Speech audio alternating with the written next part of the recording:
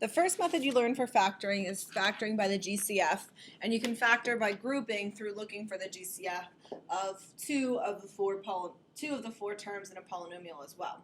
Today we're going to talk about factoring quadratic trinomials because this is the the type that we'll focus on the most. So we'll consistently be working with trinomials in the next two sections. And you'll do this again in geometry, you'll do this again in Algebra 2, so it is going to be important. For the warm-up, I want you to multiply these out, and then I want you to reflect on these questions down here. What do you notice that when you multiply the binomials, the constant term in the trinomial is what? Where did it come from? And then what do you notice about the middle term in the trinomial?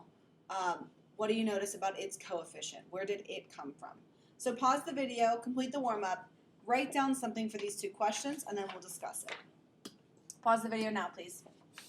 So in the first one, when you multiply it out, you would have x squared plus 4x plus 7x plus 28. We combined our like terms to get x squared plus 11x plus 28. On the second one, you might be able to see on the inside and outside term, we're going to get a plus 9x and a minus 3x. So overall, we're going to have a plus 6x in the middle. We have x times x, which gives me x squared, and we have negative 27. On the last one, we have x squared, again, minus 5x, minus 6x, so it's going to be minus 11x total, plus 30. If you are comfortable, you can go straight to the trinomial. Then again, guys, your work is going to be what's going to help me to check it if for some reason you go wrong. So what do you notice when you're multiplying the binomials? The constant term in the trinomial is what? Where did the constant term come from? How does it relate to what you started with? This positive 28, where did it come from? Well, it came from the positive 4 times the positive 7. You multiplied them to get that. Look at the minus 27. Where did that come from? How did you get the last term? You multiplied negative 3 times a positive 9. On the last one, where did a positive 30 come from? You multiplied a negative 5 times a negative 6. So we can see that the last term is always the product of the last terms in the binomial. These two spots here multiply to give you the last term in the trinomial. What about the middle term? Where did it come from? When we're looking at this plus 11x, that came from the 4 and the 7. The coefficient is just those added. It was the positive 4 plus 7. A plus 6x, we have the x because we're doing negative 3 times x and 9 times x.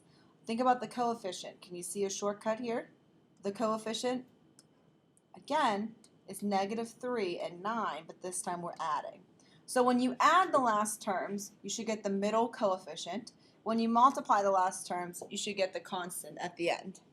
Let's see if that is true over here. Negative 11, did that come from negative 5 and negative 6 being added? Yes. So hopefully you wrote something down about what you noticed here. I want you to write it down. The last term is the product of the constants and the binomials that you started with.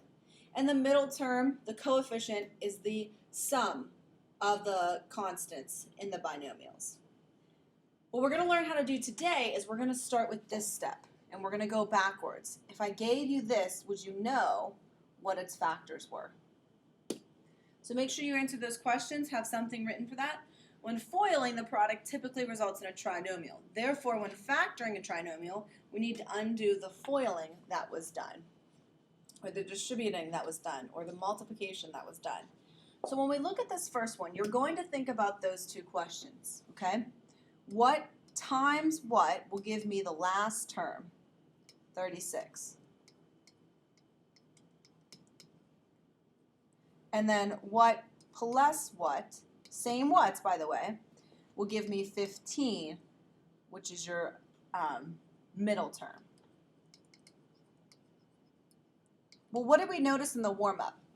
What numbers can be in these spots? You can't just pick these numbers from anywhere. They have to come from somewhere. And they come from what multiplies to give you that last term. 4 and 7 are factors of 28. Negative 3 and 9 are factors of negative 27. Negative 5 and negative 6 are factors of 30. So when you think about what can go in these missing spots, you need to think about the factors of the last term. Let's write them out right here. What are the factors of 36? Well, we could have 1 times 36. We can have 2 times 18. We can have 3 times 12. We can have 4 times, oh, no 4, sorry. No, 4 is not going to work. What about 5? Is 5 going to work? No. What about 6? Yes, it is, and that's our last pair, 6 times 6. You have to choose one pair of these numbers so that when they multiply, they give you 36, and then when they add, they give you 15. Well, what two numbers are going to add to give you 15 looking at your options? And I want you to write out the options here because this is part of your work. 3 and 12. So 3 times 12 will give me 36, and 3 plus 12 will give me 15. You have to choose the pair that works in both, and then we have to figure out where they go. Think about this. The first slots multiply to give you that x squared. So what's going to be in the first slots? X and x. You could have x squared in one, but that wouldn't work out to get our middle term of just a 15x. The last terms multiply to give me 36. We already know that it's 3 and 12. You need to figure out the signs. Well, I need a positive 3 and a positive 12 to give me 36, a positive 3 and a positive 12 to give me a positive 15, so they are both positive. You can check your work by factoring it out. Check the inside-outside term. Inside would give me 3x, outside would give me 12x, together gives me a 15x, and they're both positive. This is how you factor. Okay? Let's try B. Again, look at your last term and write down the factors of 5. Well, 5 is pretty easy. Only factors of 5 are 1 times 5. So 1 times 5 is going to give me 5. Does 1 plus 5, give me 6, your middle term, the coefficient? Yes, it does. So you're going to have 1 and 5 in your binomial somewhere. Okay, you have to choose the placement. Remember that the last spots are what multiply to give you that last term, so they're going to go here. You have to decide your x term. What times what will give me x to the 4th? We could do x to the 4th times 1, or x cubed times x, or x squared times x squared. But you have to think about this, guys. If I have different x values, are my inside and outside terms going to combine? Are they going to be like terms? They won't. Let me just try it. If I put x cubed here and x here, I would have a 1x in the middle and a 5x cubed. I don't have an x cubed term up here, so that's not going to work. Which pair is going to work?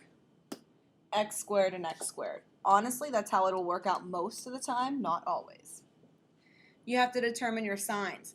Here's something I want you to notice. We're going to talk about this tomorrow. What do you notice about the factorization when the constant of the trinomial is positive? So this is positive, and this last one, the last term, is also positive. You're going to write something down, and we're going to discuss that later. But how's this going to work out to give me a positive 6? Well, I'm going to need a positive 1 times a positive 5, and a positive 1 plus a positive 5. Here's my factorization. I can check it if I want. First is x to the 4th. Outside is 5x squared.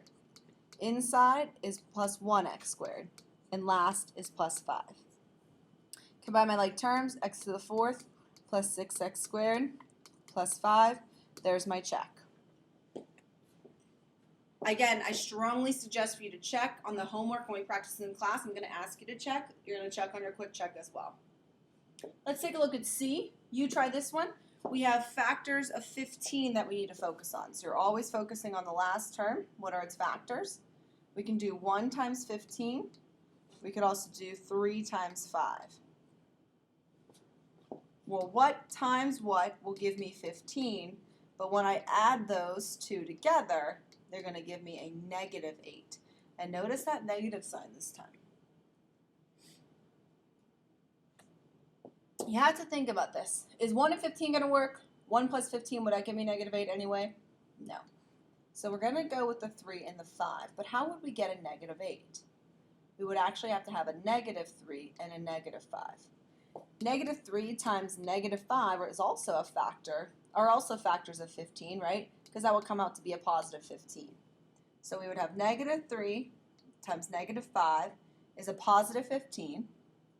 Negative 3 plus negative 5 is a negative 8. What you're writing in these slots is going to help you to set up your binomials. Okay? First terms, look at the first term here. X squared came from what product? X times x. Second terms, look at what you filled in, you just plug them in. Minus 3, minus 5. Let's check this. X times x is x squared. Inside is minus 3x. Outside is minus 5x. And last is a plus of 15. So I'd have x squared minus 8x plus 15. And that's what I started with. So write this, make a note under this example, put a star next to it. We're going to discuss this tomorrow. What do you notice about the factorization when the constant of the trinomial is positive? That means when you look at your trinomial, looking at just the number, what do you notice about your factors when your constant is positive? It has to work for all three. Okay, so put an I discovered on the bottom and answer that question. Pause the video so you can think about that before moving on. The next three examples then are a little bit different. Same idea, guys. We want to find the factors of the trinomial. You're still looking at that last term. What are the factors of negative 20 this time? So I'm going to just write the positive ones, but think about what you know about the signs. If you're multiplying to get yourself a negative 20, you must have a positive and a negative, right? Because your answer's coming out negative. So we'll know that we can flip-flop. So I can have 1 times 20, one of them being positive and one of them being negative. What else could I have? 2 times 10 and 4 times 5. Of those, which multiply to give me negative 20 and add to give me a positive 1, because there's a 1 right here, right? So which one of those factors has a difference of 1, 4, and 5? Now take a look. We want a positive 1 as your answer. So which one of these are going to be positive so that when we add them, we get a positive 1? I'm going to put in the 4 and the 5. We just need to figure out the signs. 4 plus 5 gives me 9. How can I make a 4 plus 5 give me a positive 1? Well, we would have the 5 be positive and the 4 be negative. Copy those up here. Do they work? Negative 4 times a positive 5 gives me negative 20. Yes, they work. So when you go to factor, guys, first term, what times what gives me x squared? We're going to have x and x. What times what gives me negative 20, but I come out with a positive 1 in the middle? You're using these right here. Minus 4 plus 5. Does it matter if I put x plus 5 and x minus 4?